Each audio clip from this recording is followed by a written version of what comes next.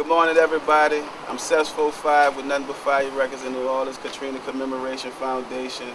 I'm standing here with a coalition of folks who are here to announce the 5th anniversary of the Hurricane Katrina Commemoration March in Second Line, happening this Sunday, August 29th, on Jordan and Galveston, the Lord Ninth Ward at 10 a.m. We are here in front of the Desire Florida Mental Health clinic that's now closed down and condemned. This is a public property, and we're here just in the coalition to say, okay, everything isn't fine, and Dan folks presented to be. We are still rebuilding in this city, and we represent the thousands of folks that's displaced throughout this country, and we just want folks to join us on August 29th and commemorate the lives of the folks who passed 5 years ago. And I have some other folks that's going to speak and talk about the things that the issue that they're confronting. Good morning. And I just would like to say, first of all, I would like to give thanks to God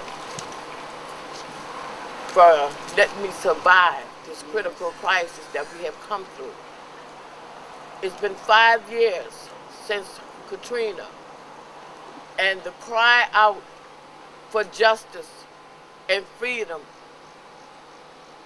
is more powerful and stronger than ever now. It's the 5th year. We're gonna be out there on the 29th to let you know every day it's a struggle for our life and our homes and our families. And we're gonna continue to fight. This is my human right. As a United States citizen, I am free. I'm not gonna be treated like a slave. Freedom is justice and equality for everyone, all of the people, not some of the people. I think it's important this morning that we pay real close attention to where we are in the city for this press conference with this phenomenal coalition. 5 years after Hurricane Katrina, when the nation and the world saw the devastation wrought on our city, we focused principally on 3 communities: the Lower Ninth Ward, Gentilly, and Lakeview in New Orleans. The Lower Ninth Ward, predominantly African American; Gentilly, predominantly African American; Lakeview, predominantly Caucasian. The United States, the world poured thousands, millions, billions of dollars into the rebuild of this community. The rebuild of our housing, the rebuild of our hospitals, the rebuild of our education systems, the rebuild of our transportation infrastructure. Yet when driving to this neighborhood, you can barely get your cars across the streets.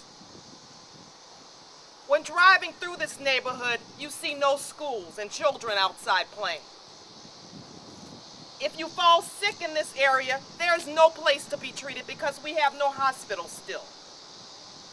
Our public housing in this area is still shuttered, and there is no affordable housing here. We say during this 5th anniversary of Katrina, we can no longer continue to beg. We have to stop this.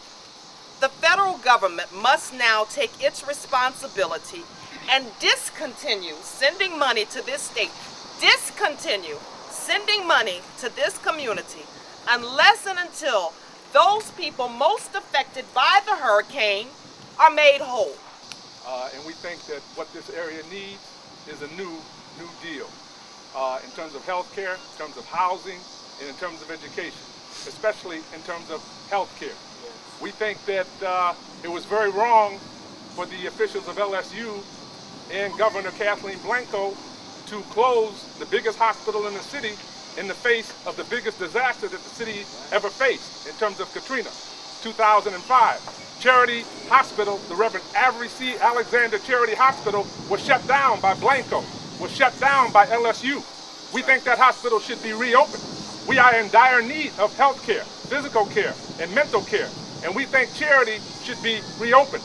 And right now we also think that attention should be focused on the fact that the federal government and the state government are in the process of tearing up a neighborhood, Lower Mid-City, between South Claiborne and South Roachblade, between Tulane and Canal, is being torn up as we speak by the federal and state governments. We say this operation should stop, that the residents should be compensated for what the federal and state governments have done, and that community should be rebuilt. We think LSU should move to reopen charity right now. LSU does not have the money to build a new facility, and this is not a new charity. They're building a private facility, not a public facility, but a private facility in Lower Mid-City. LSU does have the money to reopen charity. Charity only requires less than $500 million to rehab and reopen charity. LSU has that money now. They can start rehabbing charity now. They do not have the money. They cannot float the bonds on the private market, and they cannot get the federal government to back bonds for their so-called new facility. So we think charity should be rehabbed and reopened now. Thank you. My name's Amanda Moore. I'm with the National Wildlife Federation. I coordinate the Mr. Go, Must Go coalition. At the 5th anniversary of Hurricane Katrina, we reflect on New Orleans recovery. And one major component of recovery is the restoration of our coastal wetlands. Coastal wetlands are the first line of defense for our communities. They protect us from storm surge and they protect our levees. New Orleans is not going to be sustainable if we don't have healthy wetlands along our coast. So we know that we need restoration on both sides of the levee, and that's really, a lot of why we're part of this collaboration. Today, we call for the restoration along the Mississippi River Gulf Outlet, a shipping channel that destroyed or impacted 600,000 acres of coastal habitat outside of New Orleans that protects New Orleans.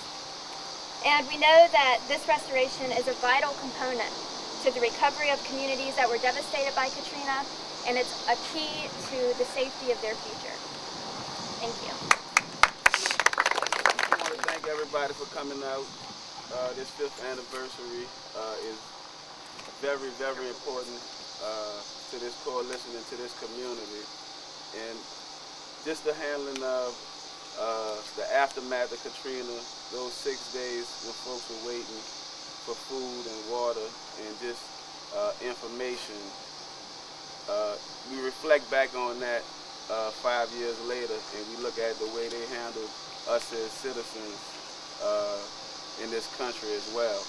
And so we understand from that how the federal and the local and the state government feels about our folks. But we're going to continue to do this every year until we make August 29th a local and state holiday.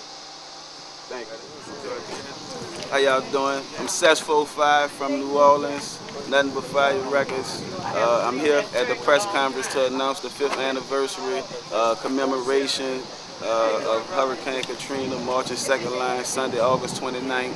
And I'm standing in front of a building I used to come to very frequent, you know what I'm saying, the Desire, Florida Mental Health Clinic. You know, me and my family, I'm from the Desire Project. I also lived over here in the Florida Project. And, you know, I'm here in front of this building that still bears all the evidence of Hurricane Katrina 5 years ago. But this is also a public property. This is a public building on public property, and this is part of what, you know, the city government, the state government, you know, this is the way they deal with our people. This whole area, the Ninth Ward, this was a place where folks came for, you know, medical services. And so if the city won't rebuild this type of facility, how are we to rebuild our lives, and how are we to come back to our homes when there's no health care, you know, in our community? And so they would come and take our property if we left our property like this with the grass, you know, tall as me. You know what I'm saying? If we left our doors open and our apartments or homes uninhabitable like this, they would condemn it and tear it down. They would take this property from us if we live like this. They would give us fines and all kind of penalties for leaving our property like this. But yet they leave their public space just filthy. It has the same water that's turned into hard mud, you know, after Hurricane Katrina. Our schools look just like this, you know. Our healthcare facilities look just like this. You know, we got fire stations, all kind of public buildings that look like this. We got homes that still look like this, but yet they will say since the Saints won the Super Bowl and since the French Quarter is back up and running, that New Orleans is back. Well, New Orleans is not back.